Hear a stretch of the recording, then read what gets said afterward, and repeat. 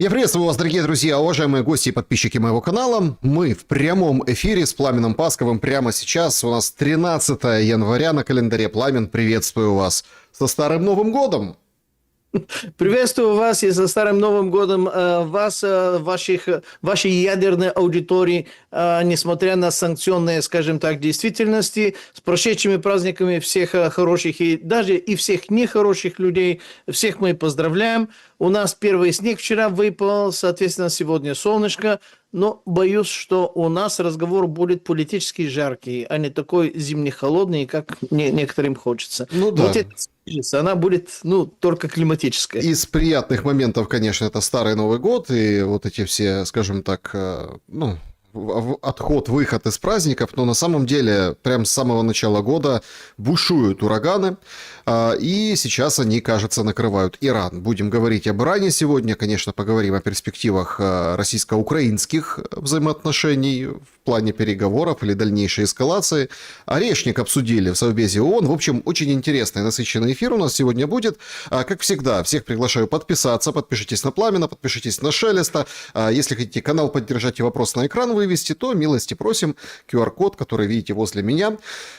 Есть такой сервис, если он у вас работает, пожалуйста. Всем большое спасибо, что пользуетесь суперчатами, суперстикерами. Это принципиально важно, да. Конечно, поставьте лайк, не забудьте, и напишите в комментариях, что думаете по поводу тем нашей беседы и вообще, собственно, о ситуации в стране. Это всегда очень важно, чтобы вы высказывались в комментариях. Также на вопросы обязательно ваши ответим, которые оставляли в сообществе YouTube, абсолютно открыто или закрыто, в закрытом клубе зрителей Шелеста в Telegram. Естественно, чат трансляции присоединим в самом финале, и начнем с опроса нашего сегодняшнего эфира. Будем говорить о геополитике много, но начать я предлагаю все-таки с Украины. 25 ракет отправили прошлой ночью по Украине, по крупным городам. Каневская ГЭС, да, в общем, подверглась удару, Криворожская ТЭС, по Киеву по трансформаторам били, и также поражен был склад Новой почты в Харькове, Одессу утюжили тоже. В общем, такой достаточно выверенный, точечный и преимущественно баллистический удар был прошлой ночью. В связи с этим вопрос. Как вы думаете, к чему приведут удары по тылам и энергетике Украины этой зимой? Варианты ответов. Эти удары сплотят народ, Запад даст еще денег. Следующий вариант. Бунт заставит Зеленского идти на уступки. Люди выходят, перекрывают дороги, жалуются о том, что у кого-то есть свет, а у них нет. В общем, такая чехарда происходит. И, конечно, люди недовольны. И отдирают иней с внутренней стороны окон своих квартир, даже в столице. Чего уж там говорить по всей стране. Еще один вариант. Путину надоест. Ракеты кончатся. Это понятно в полушутку, но имеется в виду, что надоест вот это все, вся эта история, и он существенно снизит порог своих требований, и все, собственно, и закончится, да, и переключится куда-нибудь в другое место. Или еще один вариант. Запад сосчитает убытки, потому что все, что разрушается, надо восстанавливать. Хоть, конечно, и друзьям Трампа передают литиевые рудники и всякую другую, скажем так, очень важную инфраструктуру и очень важное богатство, которыми можно поживиться, но это все разрушается. В военное время это не работает. Так вот, они посчитают убытки, кредит с дебетом сведут и свернут боевые действия. 4 варианта. Какой бы вы выбрали? И вот по ситуации на сейчас, вокруг обстрелов Украины, вокруг применения орешника, да, вокруг ударов баллистикой, вокруг взаимных ударов, потому что сегодня или прошлой ночью, тоже поздно вечером, Белгородский, например, губернатор собирал своих, составляли планы эвакуации, если не удастся свет подключить. То есть это и России касается. Ночью били по Туапсе, по авиаремонтному заводу, предприятию авиационному.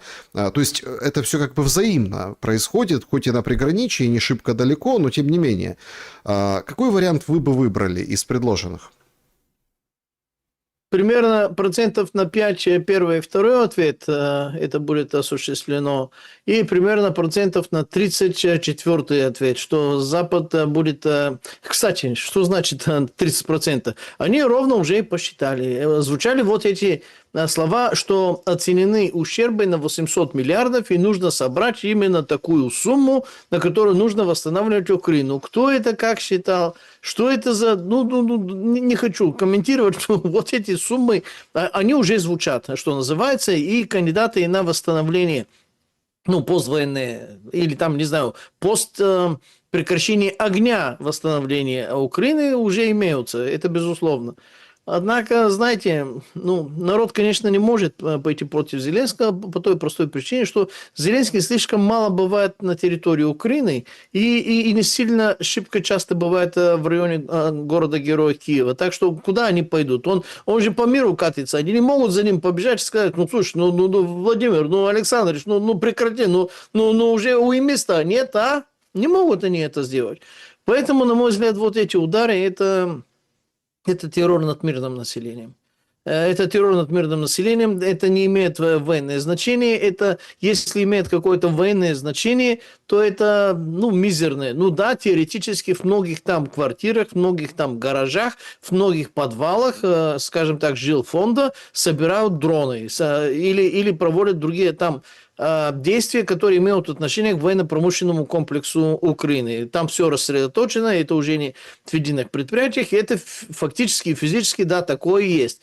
И ради этого терроризировать всех, обесточить всю Черниговскую область, там сколько там, я здесь насчитал, на 13.01 сбито подавлено 240 БПЛА противника из 318, 5 крылатых ракет «Искандер», 2 баллистические ракеты «Искандер-М». Этим отчетам, конечно, верить не стоит.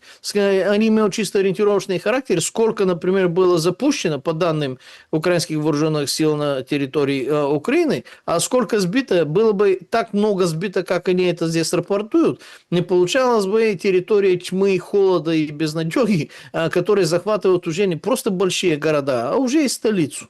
Город-герой Киев. Поэтому... К сожалению, вот этот терроризм, в том числе и Орешник. Ладно, бьешь ты в районе Львовской области. В районе Львовской области есть всего пару-тройку точек, которых стоит бить и Орешникам, и всем остальным, если ты хочешь сделать что-то для прекращения войны. А это логистика, это ЖД. Все поступает из Жешува, все поступает ЖД образом, на крайняк поступает автомобильным образом. Там, где ЖД образом, там происходит изменение колеи, соответственно, там самая точка, куда нужно, имеет смысл быть. Бьешь по газохранилищу. А этим газохранилищем больницы работают, детсадики работают, школы работают, администрации работают, люди отапливают. Зачем? Понимаете, в чем дело? Мы не понимаем, куда на самом деле ударили Орешником до конца. Россияне утверждают официально, что били по аэропорту и авиапредприятию, там, где дроны собирались. Да? Пострадала вроде как ударной волной газораспределительная мощность, то есть не били по газохранилищу. В общем... Смотрите, то есть тут Украина не дает этих сведений, дают какие-то лидеров общественного мнения, которые что-то рассуждают на эту тему с хитрым прищуром: ой, мы не можем говорить до момента официальной информации. Как ровно так же это все происходит и вот непосредственно с статистикой, которая дает украинское ПВО. Давайте откровенно. Вчера был удар днем, не вот этот, который ночной, который обесточил, да, сейчас... Какая ситуация? На левом берегу Киева проблемы, их пытаются решить, там, после еще позапрошлого удара. После прошлого удара вернулись проблемы, которые только-только вроде как попытались наладить, да, проблемы на правый берег. Но вчера очень показательный был момент. Был удар баллистикой по нежилому зданию в столице. Об этом отрапортовал мэр, сказал, что вот смотрите, вот такой удар. То есть что-то, видимо, вычислили, что-то навели, что-то ударили. Поэтому тут говорить военная, не военная цель. Просто меня интересует в 26 году, судя по вот этим воздушным, опять-таки, мы сейчас перейдем к фронту, может быть, да, там обсудим некоторые моменты, но вот именно к воздушным операциям, причем Украины по территории России и России по территории Украины, что изменится? Возникает вообще даже такой вопрос. Иногда так вот смотришь на эти сводки, эти ужасающие подробности последствий ударов обоюдных. Понятно, Россия больше бьет, и Россия большую, скажем так, территорию покрывает последствиями этих ударов. Однако, ты так понимаешь, что... а как по-другому воевать на истощение, Пламен? Ну вот, а как по-другому? Ярчайший же пример еще один, кроме вот этого там военных целей, какое-то нежилое здание нашли в Киеве, ударили. Что там было, кто там было?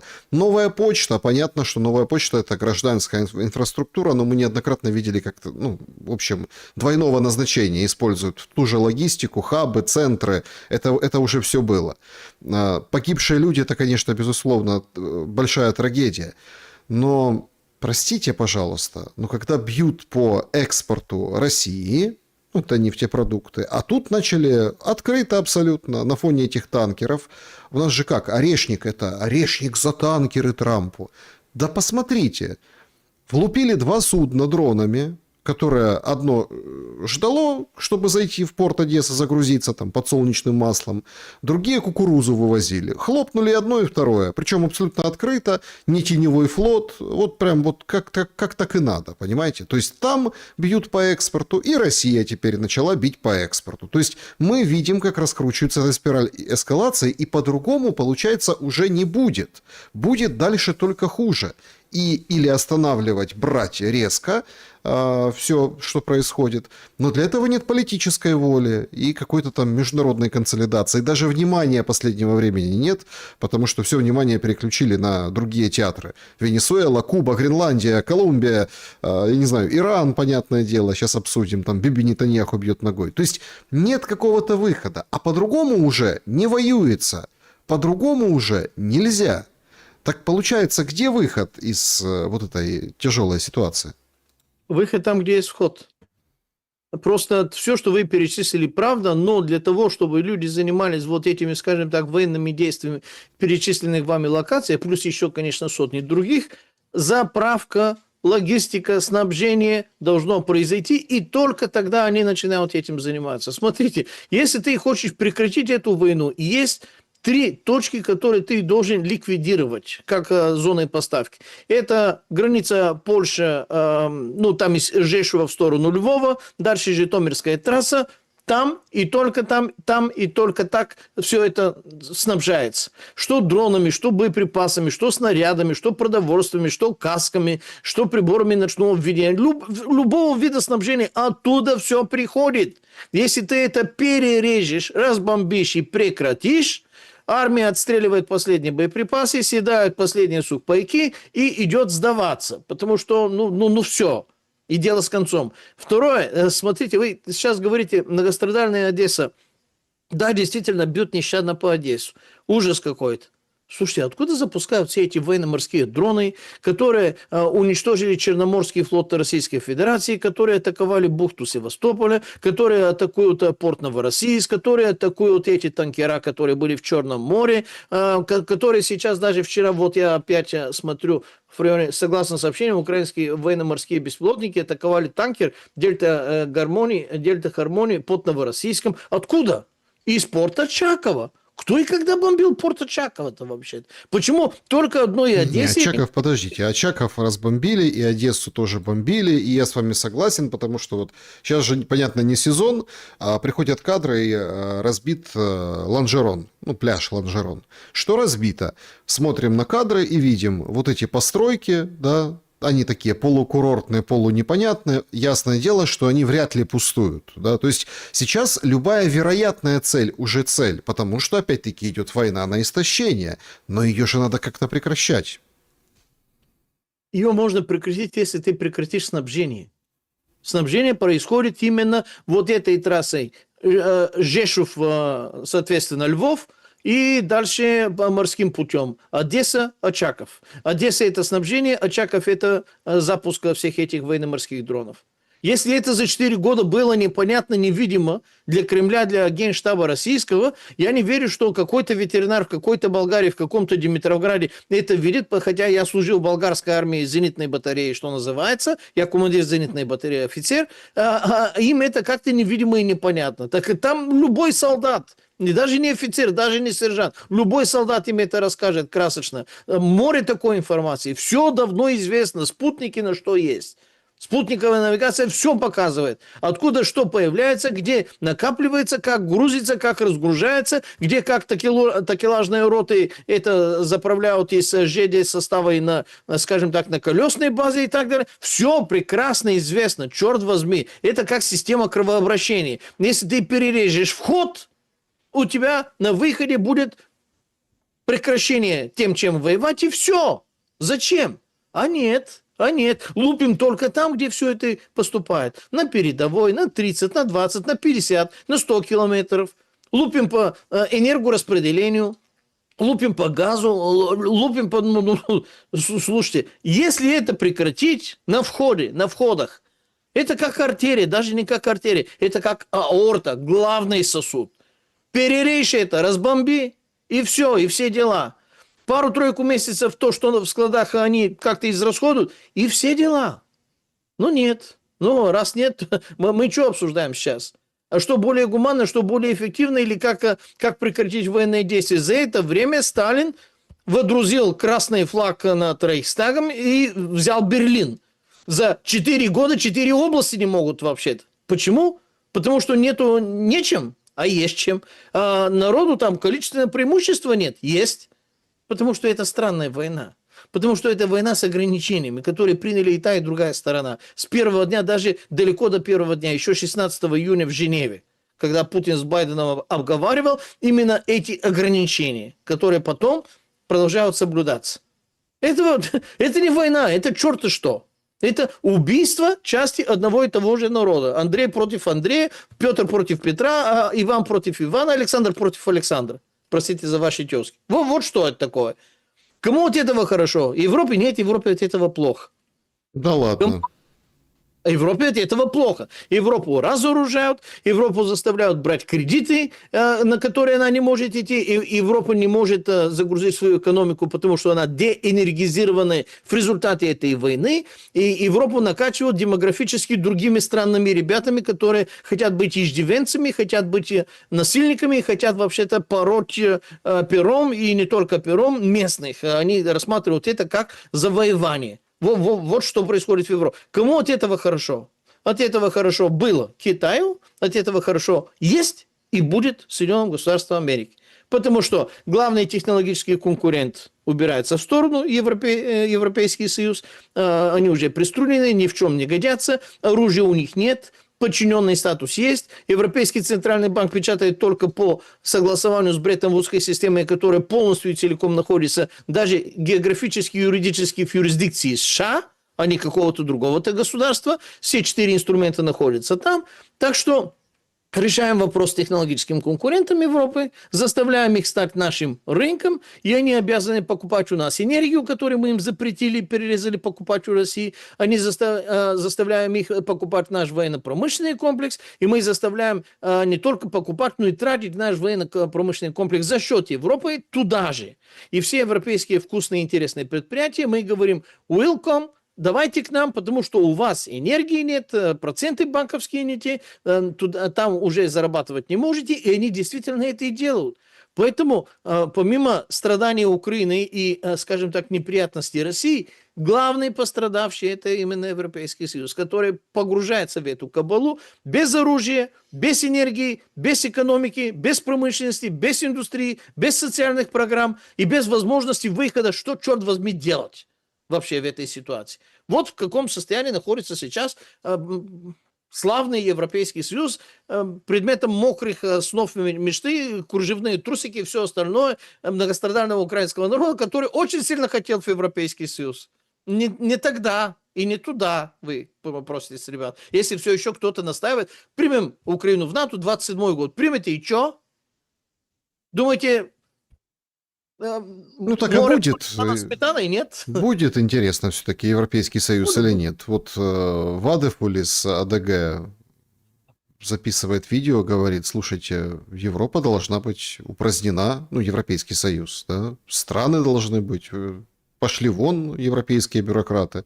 Ну, то есть такая достаточно пронзительная речь, особенно на фоне этих проблем, которые сейчас испытывает Европа. Но Европа продолжает выделять деньги. И плюс сама готовится к войне. Рассылают разные буклетики, мол, смотрите, там вот вам не присылали в Болгарии буклетики с фонариками, какими там у вас должны быть рюкзаками, павербанками, куда бежать, где укрытие, где все остальное. То есть, смотрите, если раньше можно было, и, в принципе, многие говорят, что это какая-то, ну, там, отмывка денег, вот это все, там, стращают, собирают до кучи, сбивают, собственно, этот народ, но Европа прямо-таки, ну, готовится и милитаризируется в этом отношении. Народ всех, ну, там, 100 тысяч армий, например, там, прозвучало от главного, там, европейского военного, там, собирают европейской армии, то есть на случай, а вдруг американцы уйдут, в общем, все готовятся к каким-то боевым действиям.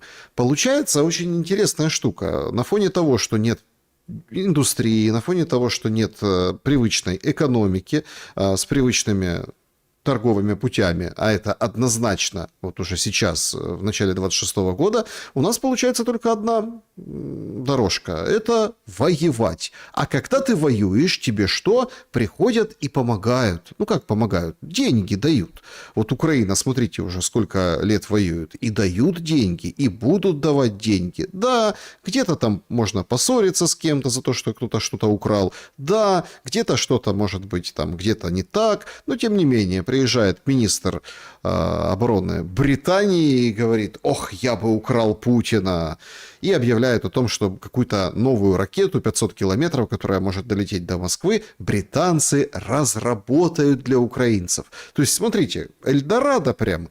Ты не отвечаешь за свою экономику, ты не понимаешь, как тебе жить, ты спонсируешь, ну, спонсируешься, да, за счет, закавычем, ну, слова, союзников, да, все раскошелили кубышки, разбили все копилки, и как бы вот это вот все, и ты как бы себе королюешь, плюс еще слава на весь мир, можно даже выборы не проводить. Представляете, как замечательно. Об этом многие в Европе мечтают тоже. Это Элдорадо, про которое вы сказали, оно 100% так, только для еврочиновников. То есть это война, это пир для бюрократов, и это ужас для обычных людей. Я не буду опять, скажем так, указывать пальцем на классовую теорию Маркса, но просто напомню, что в этой войне и со стороны России, со стороны Украины погибают и умирают и воюют бедные. Богатых и с той, и с другой стороны эта война не касается. В Европе от этой войны страдают опять бедные, потому что средний класс уже так жестко постригли, что его можно не то что в Красную книгу найти, но даже там, наверное, его не следует найти. А богатые как были богатыми? Урсула фон дер Лайен и все остальные коррупционеры и другие там северноевропейские старые там аристократии, ватиканские и другие кадры, а у них все шикарно, потому что сейчас, как вы только что правильно отметили, это время безответственности и время больших денег, и время отсутствия юридической, скажем так, обязаловки за то, что ты делаешь. Более того, даже, да, и с выборами это как-то не так вообще. Какие выборы, когда все воюют, и мы должны вообще-то соответствовать этому военному режиму. 280. На прошлой неделе мы с вами и, наверное, с другими вашими респондентами вы обсуждали 90 миллиардов кредита репарационного, который. Сейчас знаете, какая сумма? Я буквально вчера закончил недельный обзор. Речь идет уже о 280 миллиардов евро.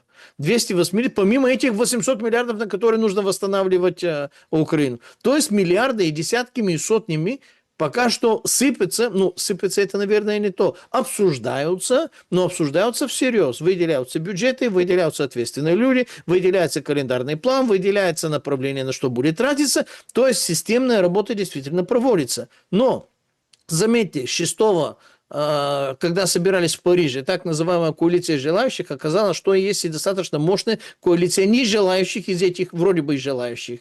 Сколько из этих фигурантов подписали декларацию о намерениях и размещении миротворческих вооруженных сил на территории Украины. Собрали под 50 представителей 50 стран, хотя коалиция желающих это 6 плюс 1. Еще раз уточняю. Но даже из этих 6 плюс 1 сколько подписало? Подписало 2.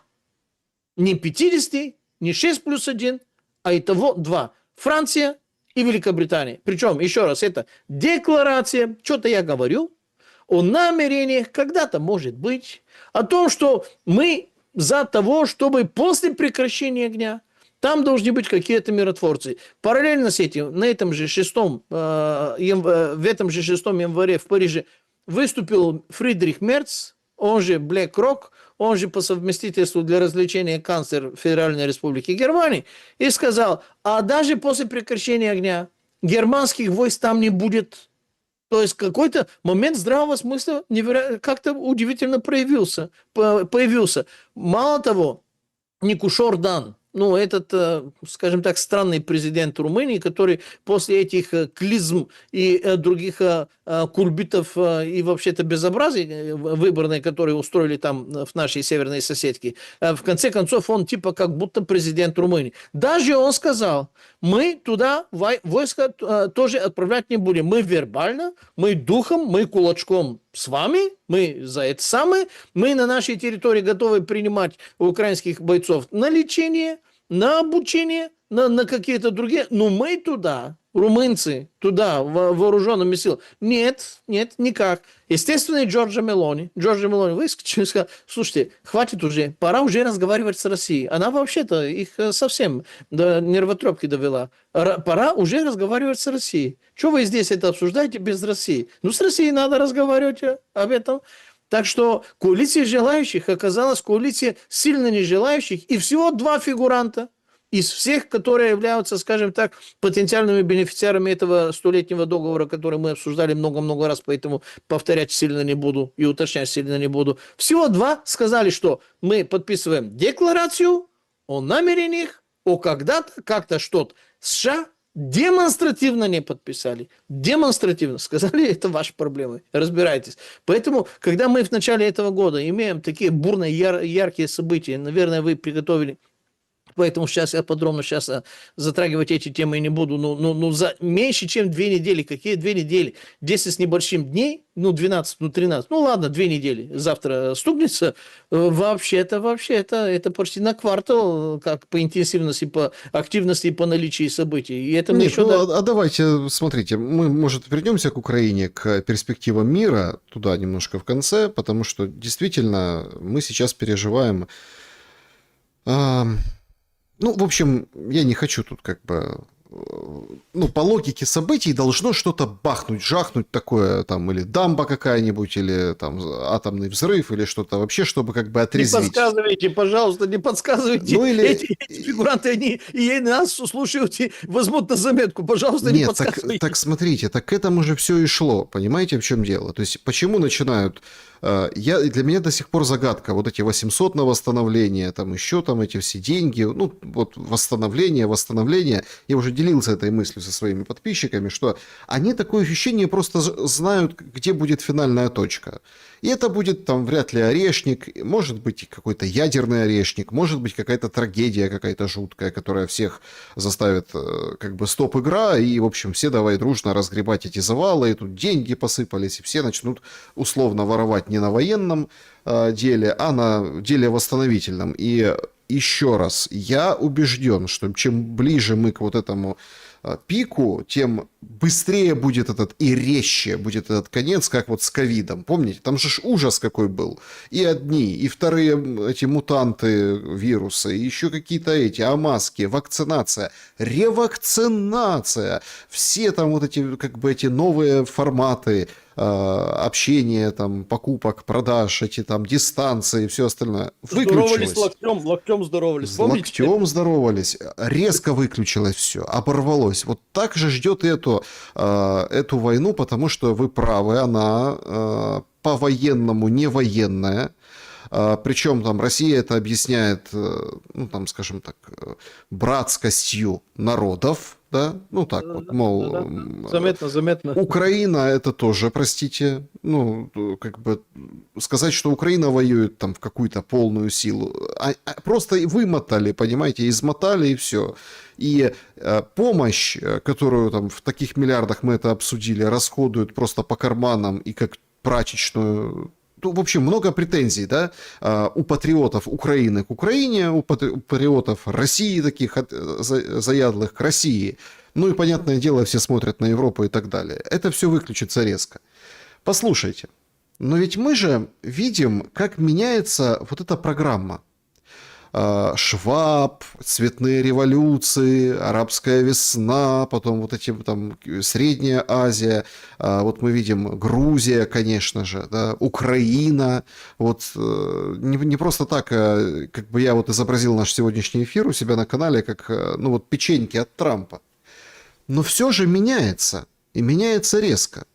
Маск интернет дает, интернет глушат, рыщут, ищут, наказывают, изымают, отбирают старлинки, если есть где.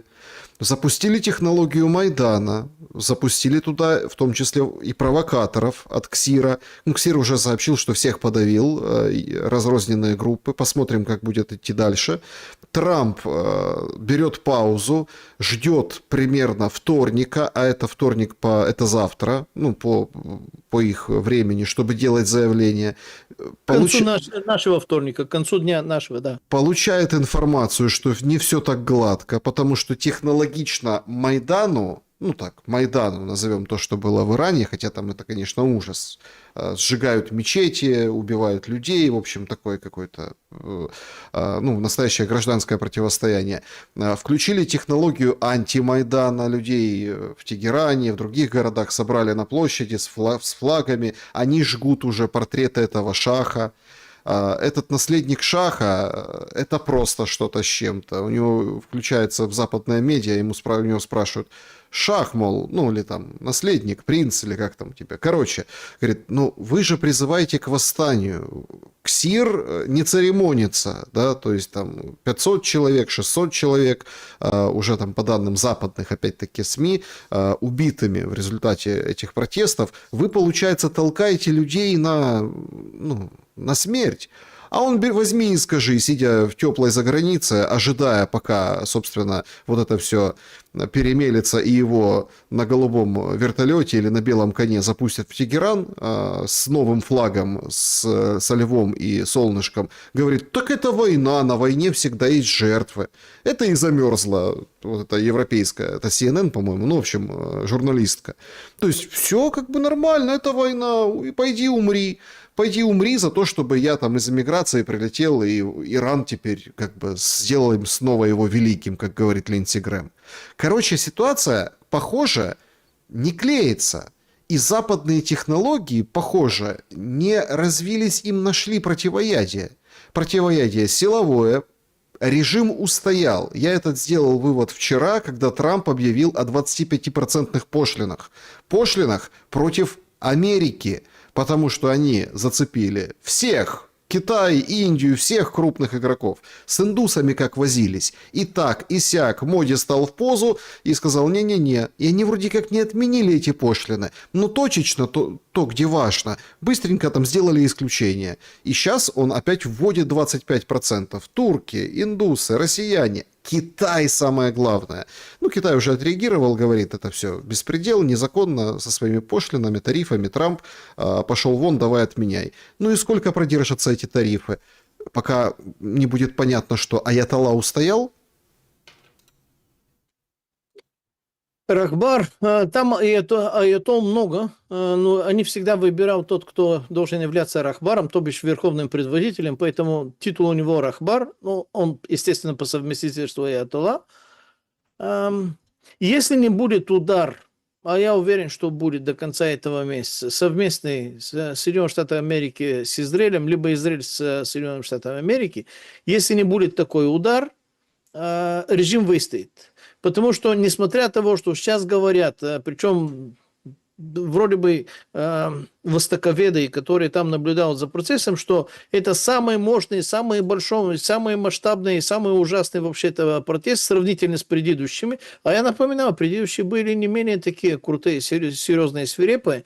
Это был то ли 18-й, то ли 19-й год, 20-й, 22-й Махса Амини протестует. Это было по 400 дней, тогда длились вот эти протесты. Но, тем не менее, тогда власть устояла, а сейчас количество жертв, это пока что Правда, мы не можем их посчитать. При условии отсутствия заглушенного интернета, отсутствия Starlink и то, что вы перечислили, что устройство уже там за ними охотятся, отбирают, и VPN, естественно, не может работать, если нет нормального входа интернет-сигнала вообще-то на территории. Я читал цифры вчера, ну, опять же, то ли CNN, то ли какой-то другой такой политически правоверный, демократический, 78 жертв. Другие говорят о 250 с чем-то. Третьи говорят уже о 1000, не указывая ни на что. Все эти оппозиционные иранские, внешние оппозиционные, как нехта для Беларуси ресурсы, они оперируют этими циферками, как им заблаговолится. Я делал специальную передачу, поэтому я подробно сейчас повторять не буду, благо она была 1,5-часовой, а у нас здесь и много других вопросов. Скажу только так. К 6 январю, начиная с 28 декабря, к 6 январю, когда я делал первый большой обзор, убиенных общепризнано, тогда все еще интернет работал, и все работало, убиенных признано было 27 человек, из которых больше половины, причем первая половина, причем первые убиенные, это были не протестирующие. Это были представители Басидж, то бишь это местное там ополчение типа как титушки во времен Майдана, и КСИР, и представители полиции. А сейчас, оказывается, технология неизвестных снайперов, вы правильно сказали, технология Майдана, неизвестные снайперы стали орудовать, и они стали истреблять и тех, и других. То есть количество жертв, это не обязательно те, которые и люди на улице стреляли против силовиков, и силовики им отвечали встречным огнем. Нет, львиная доля из этих убиенных, сколько их не было, никто не знает, потому что везде одна пропаганда. Мы с вами тоже не на что упереться, что называют.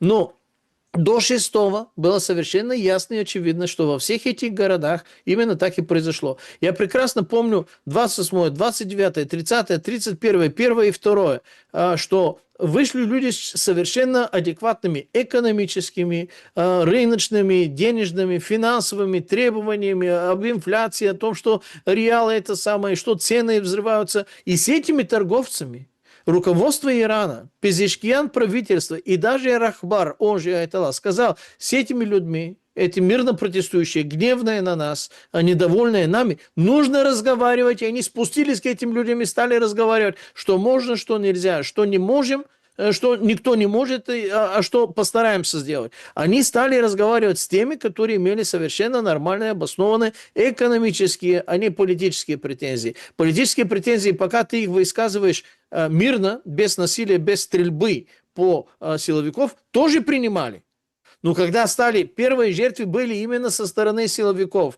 Не из-за силовиков, не в рядах протестующих, а именно силовики были первые жертвы, расстрелянные снайперским выстрелом в голову. Конкретно попали. Это не протестующие стреляли снайперскими выстрелами, понимаете ли, напротив этих самых людей. Это технология неизвестных снайперов. Это внешнее участие. Не буду рассказывать Украине, кто стрелял там из этого дома, кто Небесную сотню там на улице Грушевского, почему отпилили потом эти дерева в центре Киева, потому что проектилы указывали прямиком, куда это. Как самое кадры с Пашинским, который выходил из этого здания снайперской винтовкой, все еще есть в интернете, при желании можно найти.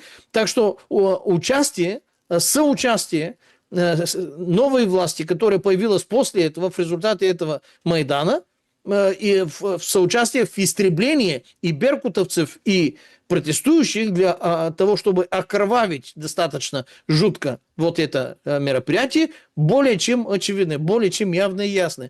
Со мной даже связывался грузинский снайпер, который в этом участвовал и просил его, ну, грубо говоря, описание этих событий, чтобы я это публиковал. YouTube это, конечно, мягко говоря, не то, что не позволит, а не позволит даже это начинать. А выкладывать в других платформах, где там 5-10 человек могут посмотреть, это смысла не имеет. Человек со мной связывался, потому что он все рассказал, что называется.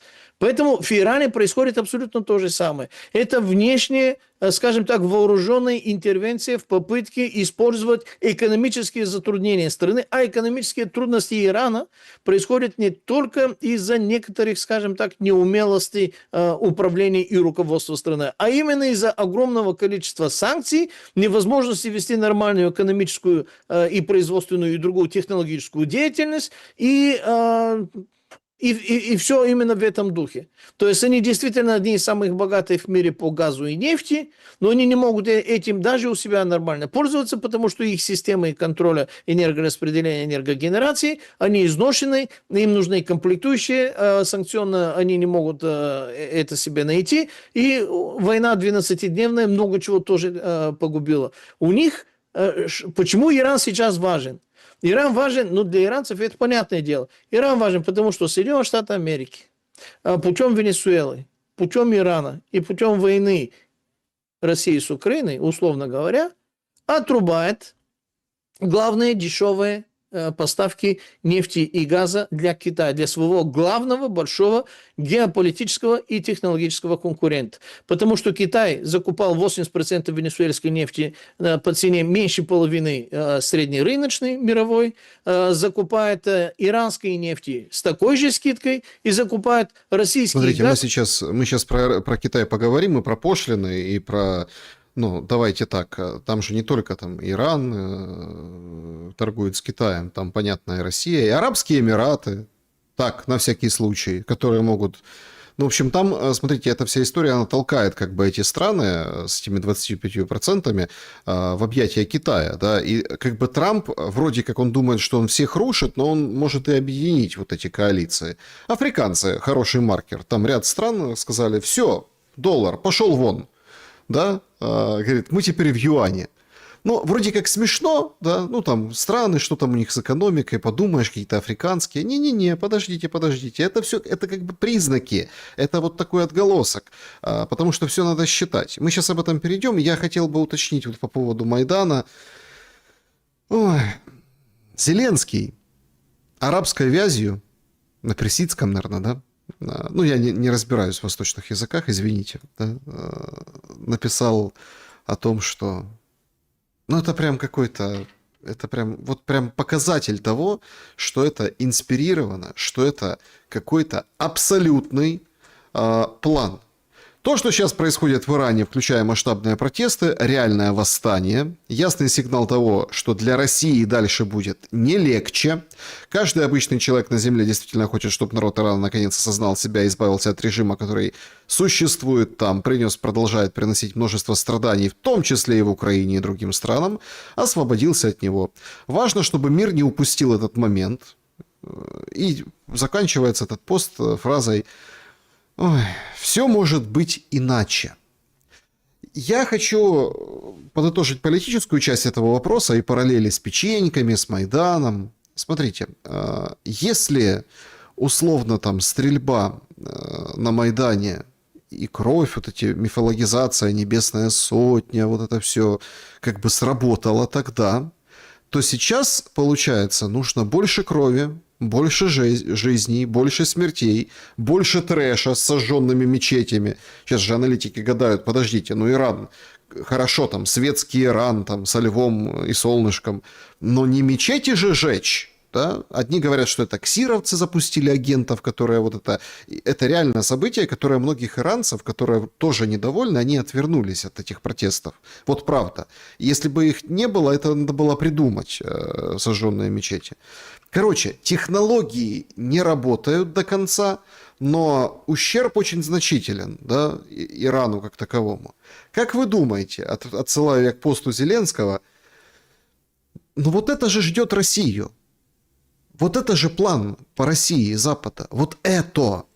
В какой-нибудь там глубинке восставшие какие-то товарищи на исламской почве, на бытовой почве, на почве каких-то, не знаю, там одни верят в Аллаха, а другие верят шаманам. Шаманы какие-нибудь, да, в Бурятии, там, например. Так был же ты этот поход шамана. Так что вы как в воду глядели. Именно так оно и было. То есть, вот это и есть план. Раз, все, и как бы повалили, подожгли, и весь мир, такие, например, очень демократичные, как Зеленский, да, которые там за свободу, за демократию, правда, ну, уже пересидевшие скоро 2 года, как, понимаете? Товарищи будут потом писать и весь мир призывать поддержать революцию. Ну, то есть это же, вот это Иран, это маленький план по России. да, как откусить куски, как разбить, как вот эти все утки, которые запускают. Может, Кадыров и болен, но то, что он там при смерти лежит и уже подбирают нового, это же специально вброшено для того, чтобы внутри были какие-то распри в той же Чечне. Ну, например, там, да, подожгли Кавказ в очередной раз, еще так далее. Ну, и тому подобное. То есть, это же конкретно уготовано, вот эта картинка, это нам демонстрирует, как вот чего хочет Америка, Запад для России. И тут неважно, Трамп, не Трамп, демократ, республиканец, Венс, там, Рубио, какая разница? То есть это вот такой сценарий. Я хотел бы, чтобы вы вот ответили по поводу технологии, как она меняется. А в том-то и проблема этой технологии, что она не меняется и она уже не работает. Последняя успешная попытка цветной революции по книжкам Джина Шарпа и Эдварда Лютвика была 2013 напротив 2014 год, именно украинский Майдан незалежности. После этого абсолютно все эти попытки либо не сработали, либо сработали так криво, что лучше, чтобы не срабатывали.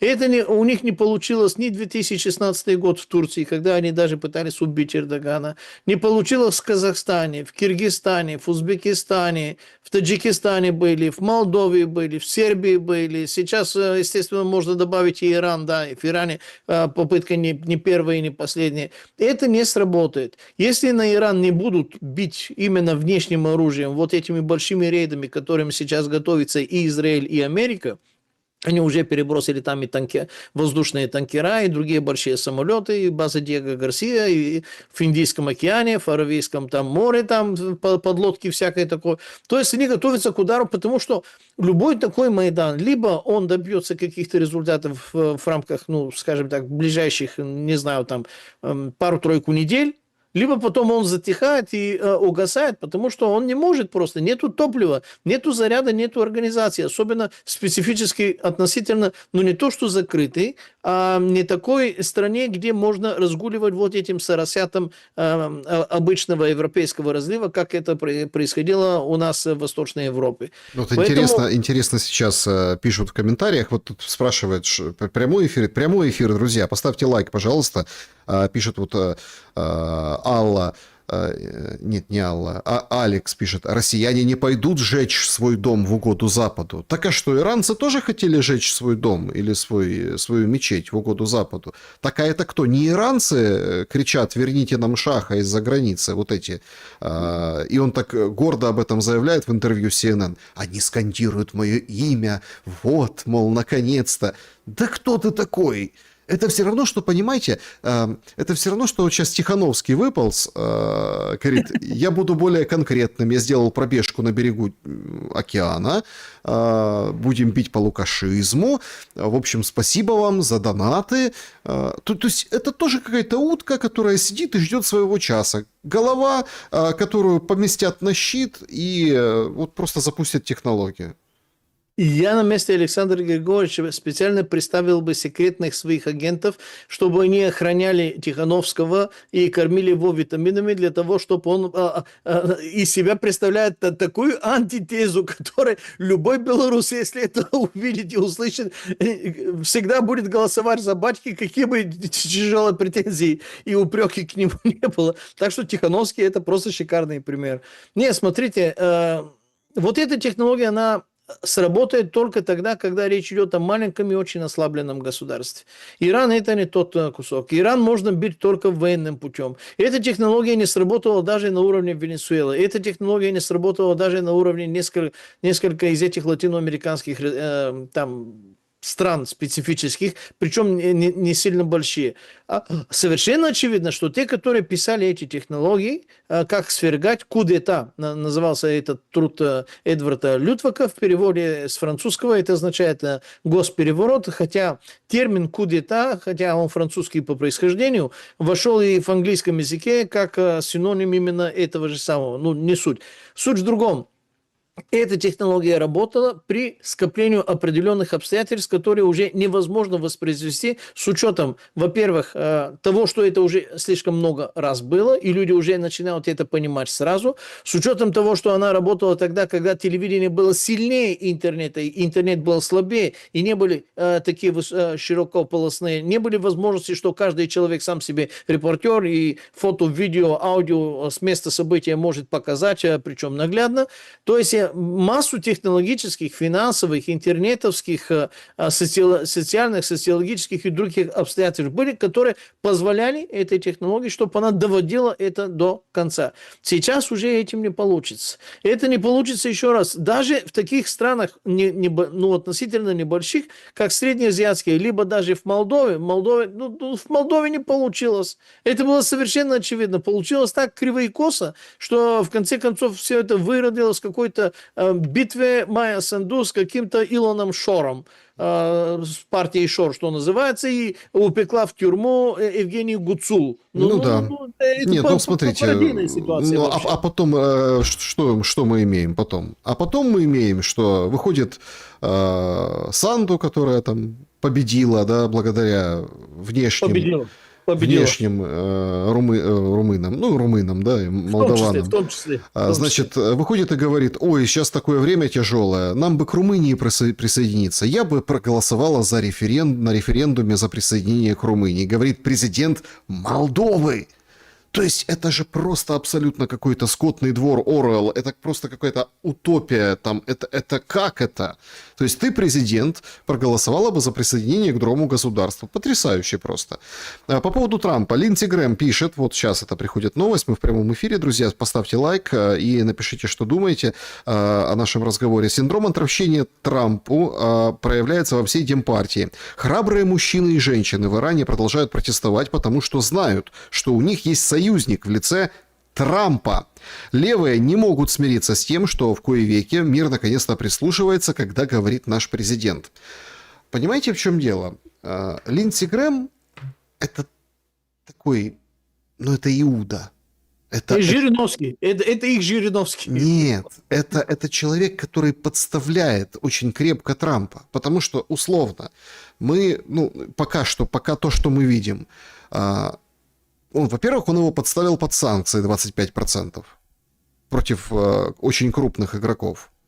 Сейчас посмотрим, как они будут решать этот вопрос. Во-вторых, если протест провалится, подавится, то Трампу будет очень и очень неловко. То есть, или Линдси Грэм знает, что этот протест должен победить, или Иран распасться. Я напомню, что такие планы тоже были насчет Ирана у Америки. И там будет какой-то условно маленький, или там один Иран и второй Иран. И вот этот Иран, который за Трампа, вот они молодцы, а те туда, может, войска введут охранять, например, или что-нибудь еще. А тот Иран будет опять вечно проклят, понимаете? То есть, если это все сейчас, эта вся заваруха в Иране потерпит крах Трамп.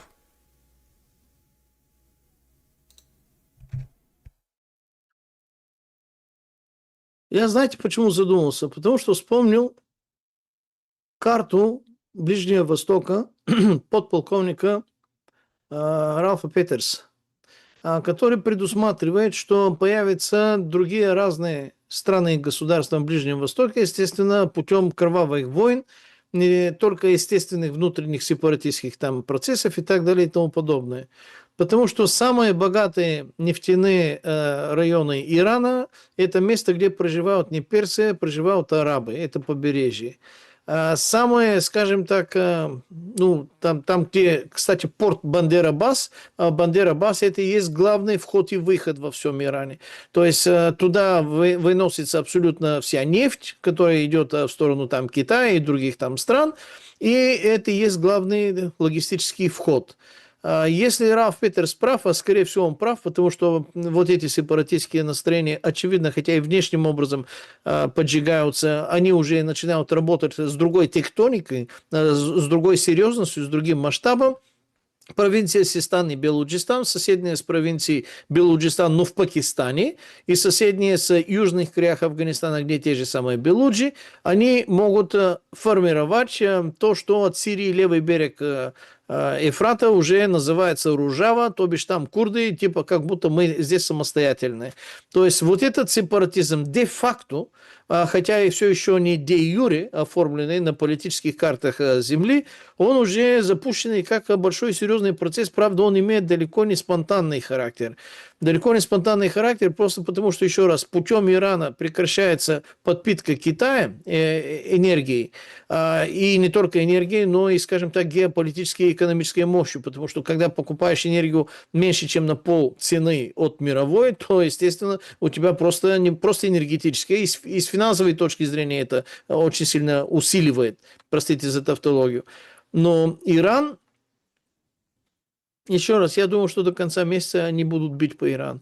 Главное, что первый раз 12-дневная война, они рассматривали 3 группы целей. Первая чисто военная, вторая энергетические, и третья это экономические. Они могли тогда бить израильтяне, у них было достаточно на то возможности, особенно с учетом соучастия Азербайджана, соучастия Соединенных Штатов Америки, соучастия Кувейта и других там стран, не суть. Они могли бить по всем, и тогда Иран разрушился бы и пришел бы именно в том состоянии, которое вы только что сказали, то есть распад Ирана было бы, наверное, трудно уже управлять этим процессом. Поэтому тогда они били единственные только исключительно по военным целям. Я подозреваю, что сейчас они повторят именно то же самое, но в этот раз попытаются убить не только 32 генерала, а попытаются убить всех аятол, плюс Рахбара. То есть уже совершенно очевидно, что они намерены справиться этим путем уничтожения сердца, ядра всего этого режима, который тогда пришел именно, ну, скажем так, на чалмах или на плащах именно этих людей, которые принесли именно эту идеологию. Я не помню, сколько там аятол, там то ли 7, то ли 9, не суть, цифра не важна, их не так много. Их уничтожить как генерала Иксир, наверное, разработка сейчас идет.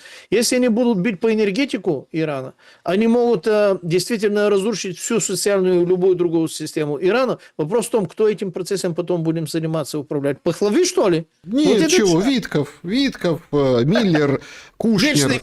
Вечный Витков, да. Ну и торжествовать будет, конечно, Нетаньяху. Друзья, в общем, следим за ситуацией в Иране. В любом случае, подведем итоги нашего сегодняшнего опроса. Как вы думаете, к чему приведут удары по тылам энергетики Украины этой зимой? 7% Путину надоест, ракеты кончатся, 15% сплотят народ, Запад денег еще подкинет, 37% бунт заставит Зеленского идти на уступки. Ну, недовольство людей заставит все-таки вот эта тяжелая ситуация идти. Ну и больше, конечно, перевалило, 41%. Запад посчитает все на калькуляторе, убытки свои прикинет, там кредит, дебет и, в общем, закончит это все. Запад. Но тут же вопрос, с каким лицом? Если Трамп, видите, может вообще, у него покерфейс, все, мы идем Гренландию забирать, мы там и Кубу мы победим, и захватим, и всех, в общем, всех, там, конечно, уже начинается противодействие в Гренландии, там публикуют и смешные, и не очень заявления. Сегодня встреча там по Гренландии, приезжают делегации, в общем, обсуждать обсуждаемое.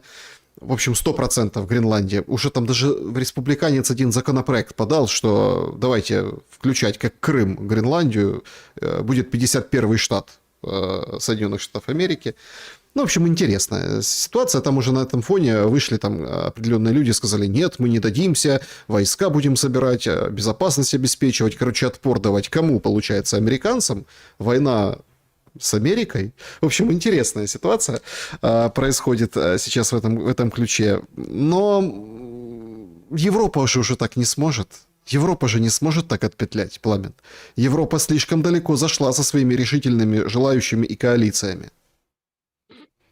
Слушайте, я вчера смотрел и обсуждал Метте Фредериксен, это дамочка, которая премьер-министр Дании, она никак не может найти время выйти замуж за своего, очередного, не первого, я имею в виду, возлюбленного викинга под названием Бо, потому что ее служебные обязательства отнимают у нее все это время, и она его очень любит, они такие романтические, в Инстаграме, что в Фейсбуке, вообще шикарная такая Санта-Барбара у них, в хорошем, может быть, смысле этого слова, у нее времени нет. И она сильно переживает, может и плачет, хотя прилюдно я такое не видел, что как это может быть такое, это уже конец основы НАТО, это не может быть такое, как одна страна НАТО будет оккупировать территорию другой страны НАТО.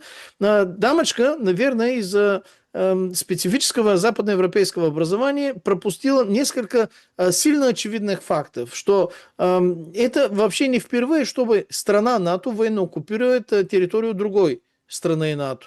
Германия – это страна НАТО, которая является военным союзником Соединенных Штатов Америки, Великобритании и всем остальным членам НАТО, но она военно оккупирована и Соединенными Штатами Америки, и Великобританией и по сей день. Так что это уже не прецедент. Из новых членов НАТО Болгария, тоже военный союзник НАТО, у нас тоже 4 американские, а не натовские военно-оккупационные базы, которые ни копейку не платят в болгарском бюджете, даже аренду за территории. На территории этих баз юрисдикция Болгарии не распространяется, чистая военная оккупация. То есть это не впервые. Если послушать вот эти действительно такие трогательные, умиляющие до слез, можно сказать, призывы, что НАТО должно защитить Гренландию. Я с удовольствием куплю килограммы попкорна, может, без Кока-Колы, и посмотрю, потому что если НАТО будет защищать Гренландию, это будет феерическое, по той простой причине, что все верховные главнокомандующие сухопутных сил НАТО – это американские кадровые генералы. То есть ожидается, что американские кадровые генералы будут воевать с Америкой, если Америка захочет захватить Гренландию.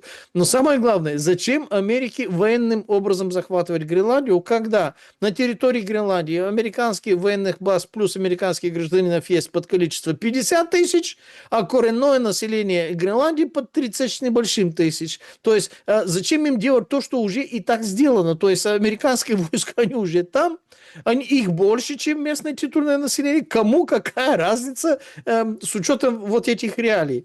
Поэтому, на мой взгляд, Гренландия – это вопрос для такого смачного, чисто такого политического Санта-Барбара, политического реалити-шоу обсуждения. Это вопрос решенный, это произойдет. Вопрос только творческих подходов, как сделают они это. Если это делали бы британцы, они бы сделали красиво. Они, во-первых, дали в зубы определенное количество денег, провели бы референдум, построили бы даже дома, дали бы и гражданство британское, там, королевское и так далее. Даже дали бы статус лордов и перов нескольких из этих самых таких главных гренландцев, которые очень хотят, чтобы Гренландия был именно единственный только гренландский. То есть подкупили бы их красивенько, деликатненько, и без никакого шума и гамма. Гренландия целокупно сама захотела бы и была бы счастлива, и праздновали бы День независимости Гренландии от Гренландии и присоединение Гренландии к Великобритании, если британцы это делали. Поскольку это делают американцы, это ковбои вообще-то в баре, они всегда делают это более грубо, более топорно, более шумно. Зачем надо было Трампу шуметь? Все это можно было сделать красиво, смазливо. Ну да. Без шума и пыли. Значит, ну посмотрим, как еще сделает. Тут непонятно еще, потому что, смотрите, тут же еще идет такая комбинация. Провал в Иране, но надо феерически там чего. Ну, у Гренландию проще же забрать. Поэтому будет новая победа. Или там с Кубой чего-то, или еще какую-то там, да, кусочек. Поэтому тут может быть в этом причина вот такой распальцовки Трампа, который, казалось бы, кавалерийским наскоком прямо сразу в несколько направлений скачет. Перейдем к нашим вопросам, дорогие друзья. Сообщество YouTube. Начнем прямо сейчас. Вот такие вопросы вам оставили. Режим Блиц, пожалуйста. Главный раввин Днепропетровщины обещал конец боевых действий до 15.01. Насвистел или правду сказал? Интересуется у вас Алекс. Главный кто? Раввин. Главный раввин. Ну, главный раввин, наверное, человек хорошо информированный. Я все равно считаю, что прекращение огня будет в второй половине февраля, скорее всего, или максимум до середины марта. Но главный раввин, он человек, скажем так, статусный, поэтому какой-то болгарский перец, причем и ветеринар из Болгарии, может, конечно, ошибиться. Было бы зачетно посмотреть, кто угадает. Я думаю, что в второй половине февраля. И посмотрим, раввин против болгарского перца. Что получится? Да, посмотрим. Раввин и болгарский перец. Кошерный перец или не кошерный? Вот здесь надо уточнить, понимаете? В этой связи. Так, значит... Так, ну тут про иудеев много вопросов. В общем, Вася пишет, что они его задолбали, заставив всю планету радоваться в первый день года обрезанию Христа. Они же обрезали, они же его и подрезали на кресте. Значит, если русский и украинец переведут друг дружке хоть 100 рублей, они будут иноагентами в своих странах. А иудеи России и капиталы с иудеями Украины, женя своих детей запускают совместное МКС-70, 71, 72 во время СВО. Это как? Верхушка власти духа этого народа приносила кровавые жертвы в виде своих первенцев Богу, ну это из истории, окропляя кровью, а не водой, как Христос, и до сих пор заключают кровавый договор через обрезание, сделав первым днем года по всему Новый год, да, вот такой. Значит, оккупированный народ имеет полное право противостоять этой кровавой власти, законы юстиции и справедливости, если посмотреть. Вот такой к вам вопрос и обращение. А какой оккупированный народ он имеет в виду? Я не понял. Я так понял, что оба народа, и российские, и украинские. Ну, то есть, это, смотрите, это абсолютно, конечно, антисемитская история, но люди это все чаще и чаще говорят, чем дольше война. Вот же парадокс, понимаете? Этот тренд, он всегда был, всегда жил, да и в России, и в Украине, и понятное дело, это чистый фашизм, мы это все осуждаем. Однако, чем дольше вот эта война, где Иван убивает Ивана, да, тем больше таких мыслей, Пламен. Слушайте, я признаюсь, что такие мысли и такие словеса сильно распространены на территории моей родной Болгарии. Нам всегда кто-то другой за все виноват. Нам виноваты евреи, нам виноваты и турки, нам виноваты и цыганы, нам виноваты европейцы, нам могут быть виноваты и русские, нам виноваты 4 сезона года, нам виновата гравитация Земли, все нам виновато, кроме мы сами. Слушайте, что делают евреи, что делают израильтяне? Ладно, не евреи, а израильтяне. Израильтяне делают то, что нужно Израилю. Если это то, что нужно Израилю, вредно другим, это проблема других. То есть, если израильтяне или евреи правят верхушкой Украины, Болгарии, России, с мировыми финансовыми институциями, это проблема тех, которые это допустили. Почему болгарин, украинец, русский или какой-то другой не станет верховодить, например, государством Израиля? Потому что он может жить там сколько угодно, и может быть в прекрасных, нормальных отношениях, если у него с бизнесом нормально, ну, там к нему будут относиться дружественно и с уважением, но он не может соваться в институтах государства Израиль просто потому, что государство Израиль бережет, скажем так, допуски к пультам управления своего государства. Это вина государства Израиля или это вина тех стран, которые жалуются на евреев? Вот это дурацкий на самом деле антисемитизм. Даже если все плохое, что говорят про евреев, про еврейских ритуалах, правда, что это чисто отъявленные сатанисты, которые считают нас скотом, гоями, даже если на 200% это правда. Эта правда должна оставаться у них. Но если они делают или говорят что-то такое у нас, и это мы это допускаем, это у нас они рвутся в верхушки, ой, у них организация, а у нас что? У нас государство Болгария называется. Если Болгарии допустили такое, это что? Они виноваты, что ли? Смотрите, есть такое крохотное, малюсенькое европейское государство. Называется Монако. В Монако проживают 48 тысяч населения. Ну, плюс-минус, потому что там туристов много. Наверное, это трудновато определить точное число. Я на память так говорю. Знаете, сколько из этих 48 тысяч являются коренные монегаски, то бишь местные? Коренные монегаски, если что-то сильно не изменилось, это от 6300 до 6700 человек из 48. Кто, вы думаете, несет там полицейскую службу, кто судит в судах, кто занимается управлением, кто заседает в местном парламенте, кто принимает решения, кто кует законы? Единственное только местные монегаски, хотя они являются меньшинством в своей стране. Потому что они устроили так, что все остальные, пожалуйста, добро пожаловать, ваши яхты здесь паркуйте в казино Монте-Карло. На приколе яхты, да. Закупайте, что хотите, но у нас наши законы. Другой подобный, сильно аналогичный пример. Объединенные Арабские Эмираты, Дубай, он же. Там местные арабы 30%, то бишь треть из всего этого. Ну, какие бы споры или проблемы, или варианты было у кого-то, кто не местный, не араб с арабами, по всем этим законам, что писанных, что не писанных, араб правый, все остальные неправы. То есть они у себя построили, чтобы на них работали и индийцы, и европейцы, и британцы, рыжие, веснушные, розовые такие, все работают на арабов. Они являются меньшинством в своей стране, но они верховодят, и они занимаются процессами управления. Им кто виноват? Евреи, что ли, виноваты? Может, черные им виноваты? Или, может, индусы им виноваты? Захотят, их выгонят. И все дела. Там такие вещи, чтобы какой-то индус, или какой-то британец, или какой-то другой стал верховодить и стал шейхом, там не положено, не получится и немыслимо. Так что нам кто виноват? Если Хаббат Любавич, если какие-то хасиды, если какие-то там, ну, когда совершали вот эту революцию, что 90 с чем-то процентов из первого состава Советского Союза руководство было криптоиудеи, отъявленные иудеи, либо, прямо скажем, евреи. Это кто в этом виноват? Они делали то, что они хотели.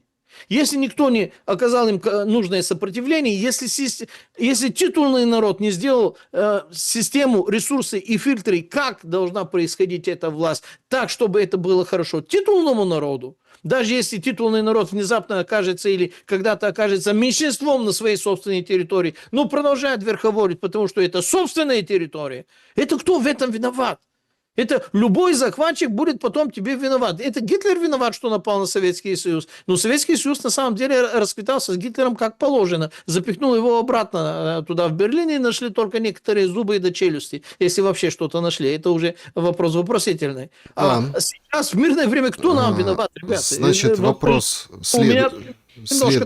Так. Вопрос об орешнике от Ивана. Орешник второй раз запустили болванками. Может, болванок хватает? За год ни одной фото Южмаша. Что за секреты? Какие секреты в разбитом цехе? На самом деле правильный вопрос, потому что если кто-то заявляет, что сделал что-то и сделал это с показательной целью, то есть целью воспитания, то к этому должны применяться достаточно на то аудиовизуальная документалистика, которая доказывает и показывает, что лучше с нами, грубо говоря, не шутить, потому что смотрите, что происходит. Если у России возможность сделать сателлитные аэрофотоснимки, либо любые другие фотографии в этих местах, по-моему, я не вопрос задаю. А почему они не были предъявлены? Как в варианте с Южмашем, так и в варианте со Львовом. Ну, вопрос вопросительный, удивительный.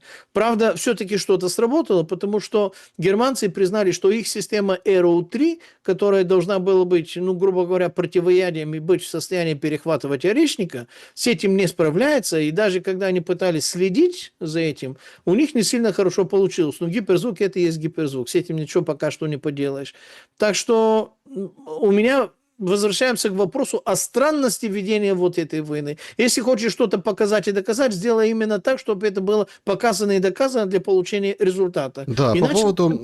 по поводу странности ведения войны в чат перемещаемся. От Анны вопрос. За 4 года в Великой Отечественной погибло 7 миллионов гражданского населения Украины. Так как надо вести войну? Я уже сказал. Во-первых, надо прекратить иностранную помощь Украине, потому что это сэкономит сотни тысяч человеческих жизней, раз. И два, если это не было сделано на политическом и на уровне Украины, если Россия хочет, чтобы это прекратилось меньшей кровью, нужно лупить по логистику, по входам.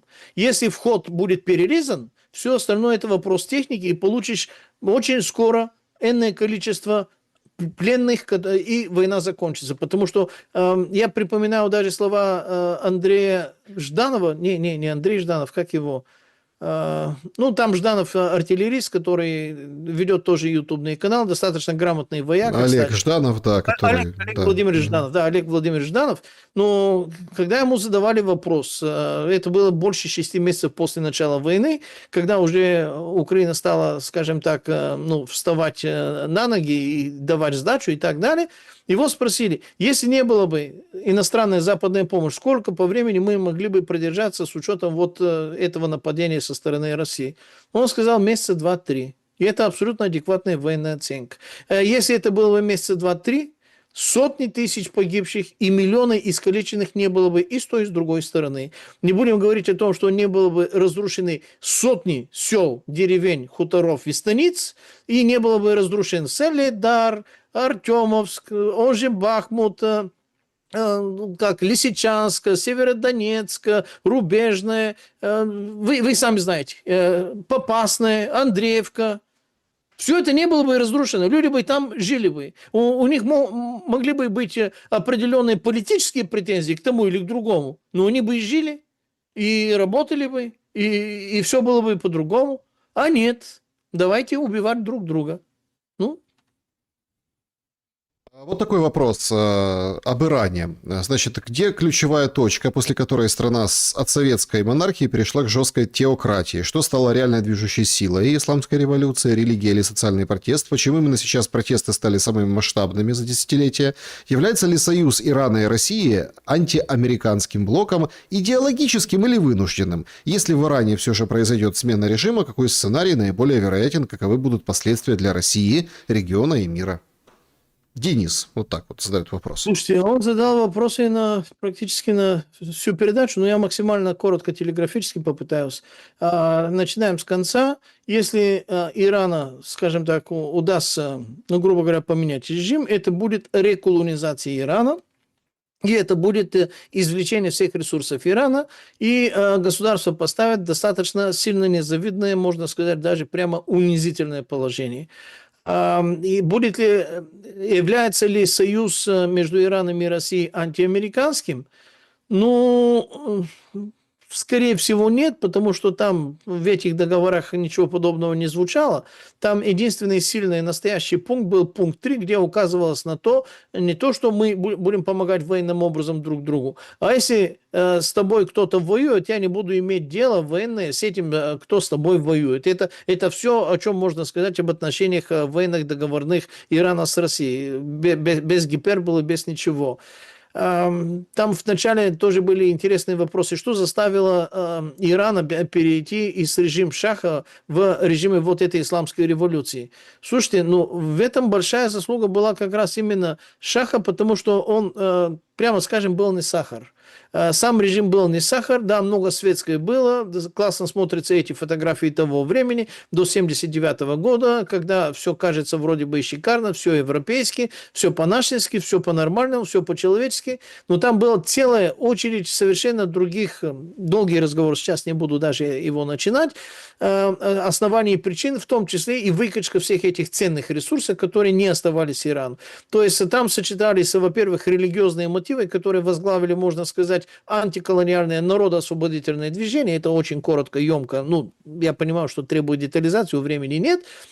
И таким образом от этого нерадивого и не очень популярного Шаха, который на самом деле, если посмотрите на его биографию, на его происхождение, Шах, он при большой условностью, у него нет такого царственного происхождения, если не сказать более такое хлесткое слово.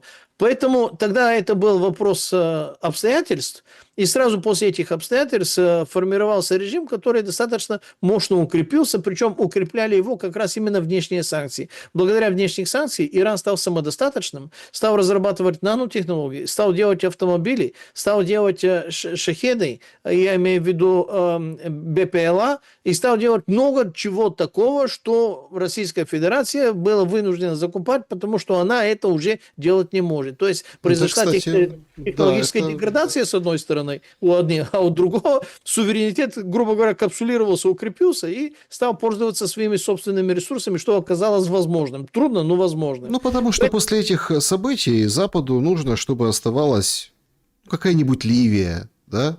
Передовая же страна была, богатейшая. Да. Вот это все. Там Каддафи, я помню, там... из Украины отправляли туда, там, знаешь, маломальские. Короче, на заработки ездили в Ливию все. Нас наши тоже. То есть там со всего мира, там строили вот такой себе, такой полу-Дубай, но потом резко это все не понравилось, потому что Каддафи не понравился, и вот смерть Каддафи, что сейчас в Ливии? Хорошо?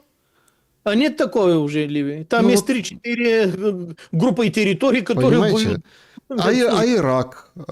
Нет, Саддам Хусейн, негодяй, такой-сякой, там всех это... Ну, хорошо, хоть слышно было что-то про Ирак. А после, вот сейчас Ирак, как там? Нормально? Ну, то есть там Эльдорадо, а Газа, ну, в общем, и так далее. Друзья, всем большое спасибо за сегодняшний эфир. Вот видите, даже и камера тоже возмущается у меня. Пламен, благодарю за время и мысли. Братья и сестры, дамы и господа, товарищи, друзья, не друзья, господа офицеры, господа не офицеры, троллы, боты, вы тоже люди случайные, даже специально попавшие на наши каналы. Выключите, пожалуйста, телевизоры, включите мозги, и все у вас приложится. Всего вам доброго, будьте с нами. Продолжение обязательно следует и в этом году. Будьте здоровы.